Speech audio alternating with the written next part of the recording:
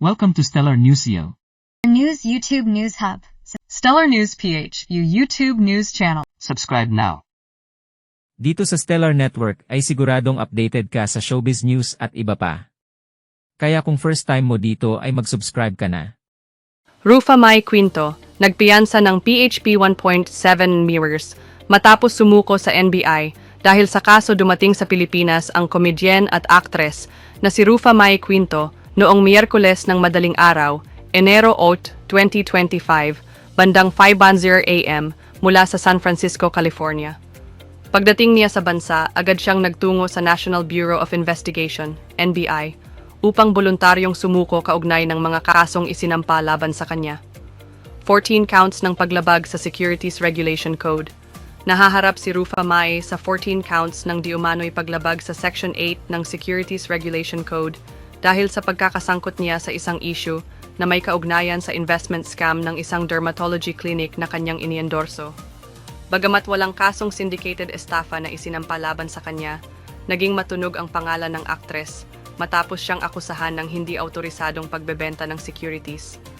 Pahayag ng kanyang legal counsel kasabay ng kanyang pagsuko, naglabas ng opisyal na pahayag ang kanyang abogado na si Attorney Mary Louise Reyes upang linawin ang panig ng aktres at mapanatili ang kaayusan sa isinasagawang legal na proseso. Ayon kay Attorney Reyes, bumalik na po si Ms. Rufa Mai Quinto sa Pilipinas kaninang umaga upang harapin ang mga kasong isinampa laban sa kanya. Nakipag-ugnayan kami sa NBI upang matiyak ang kanyang voluntary surrender at proseso ng pagpiyansa. Binigyang diin din ng abogado ang kahalagahan ng pagiging maingat sa pagbibigay ng impormasyon.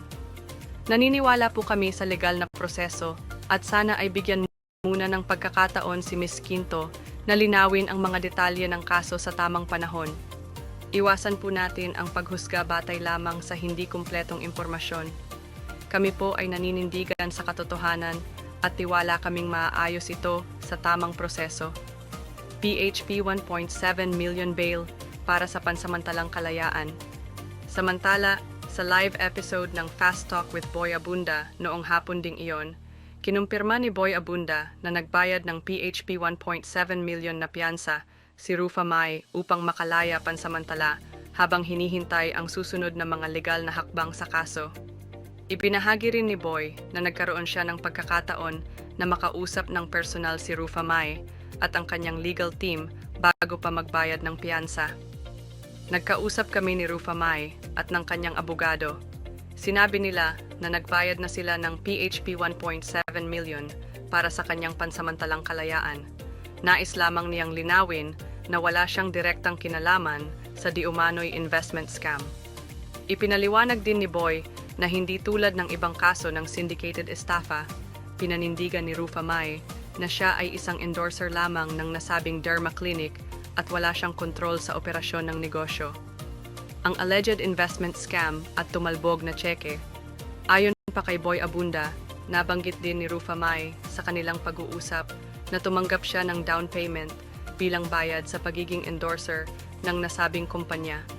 Sa pagkakaalam ko, 2 tseke bilang bayad kay Rufa Mai ang tumalbog at ito ang naging dahilan kung bakit nasangkot siya sa issue.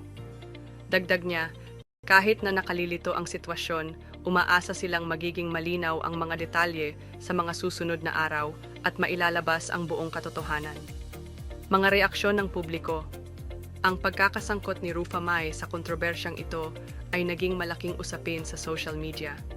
May mga taga-suporta na naghayag ng kanilang simpatya, ngunit hindi rin nawala ang mga kritiko na nagdududa sa kanyang pahayag ng kawalang kasalanan. Narito ang ilang reaksyon mula sa netizens. Praying for you, Rufa Mai. Sana malampasan mo ito at mapatunayan mong inosente ka. Hindi na bago ang ganitong issue sa mga endorsers. Dapat talaga tinitingnan muna ang kumpanyang ini-endorso bago pumayag. Hindi porket endorser lang, walang pananagutan, pero sana mabigyan siya ng patas na laban.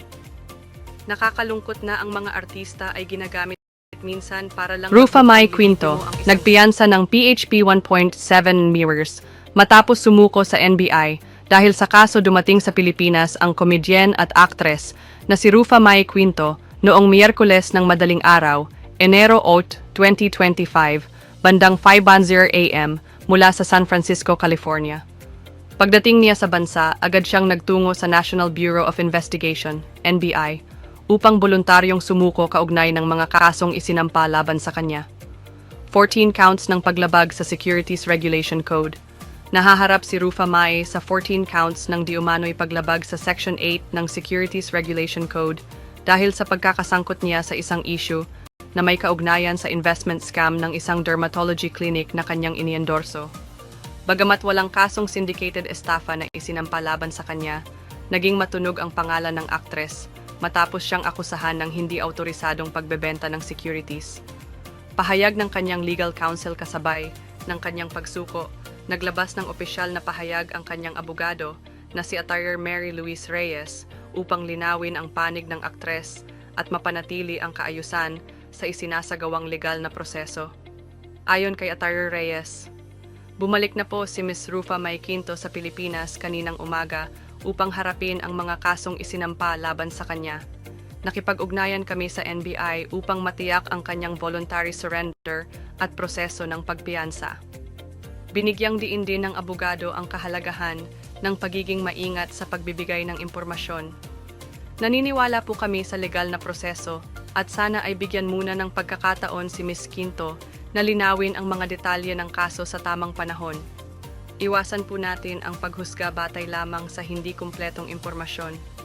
Kami po ay naninindigan sa katotohanan at tiwala kaming maaayos ito sa tamang proseso. PHP 1.7 million bail para sa pansamantalang kalayaan. Samantala, sa live episode ng Fast Talk with Boy Abunda noong hapon ding iyon, kinumpirma ni Boy Abunda na nagbayad ng PHP 1.7 million na piyansa si Rufa Mae upang makalaya pansamantala habang hinihintay ang susunod na mga legal na hakbang sa kaso. Ibinahagi rin ni Boy na nagkaroon siya ng pagkakataon na makausap ng personal si Rufa Mae at ang kanyang legal team bago pa magbayad ng piyansa. Nagkausap kami ni Rufa Mae at ng kanyang abogado. Sinabi nila na nagbayad na sila ng PHP 1.7 million para sa kanyang pansamantalang kalayaan. Nais lamang niyang linawin na wala siyang direktang kinalaman sa di umano'y investment scam. Ipinaliwanag din ni Boy na hindi tulad ng ibang kaso ng syndicated estafa, pinanindigan ni Rufa Mae na siya ay isang endorser lamang ng nasabing derma clinic at wala siyang kontrol sa operasyon ng negosyo. Ang alleged investment scam at tumalbog na tseke, ayon pa kay Boy Abunda, nabanggit din ni Rufa Mae sa kanilang pag-uusap na tumanggap siya ng down payment bilang bayad sa pagiging endorser ng nasabing kumpanya. Sa pagkakaalam ko, 2 tseke bilang bayad kay Rufa Mae ang tumalbog at ito ang naging dahilan kung bakit nasangkot siya sa issue. Dagdag niya, kahit na nakalilito ang sitwasyon, umaasa silang magiging malinaw ang mga detalye sa mga susunod na araw at mailalabas ang buong katotohanan. Mga reaksyon ng publiko. Ang pagkakasangkot ni Rufa Mae sa kontrobersyang ito ay naging malaking usapin sa social media. May mga taga-suporta na naghayag ng kanilang simpatya, ngunit hindi rin nawala ang mga kritiko na nagdududa sa kanyang pahayag ng kawalang kasalanan. Narito ang ilang reaksyon mula sa netizens. Praying for you, Rufa Mae. Sana malampasan mo ito at mapatunayan mong inosente ka. Hindi na bago ang ganitong issue sa mga endorsers. Dapat talaga tinitingnan muna ang kumpanyang ine-endorso bago pumayag. Hindi porket endorser lang, walang pananagutan, pero sana mabigyan siya ng patas na laban.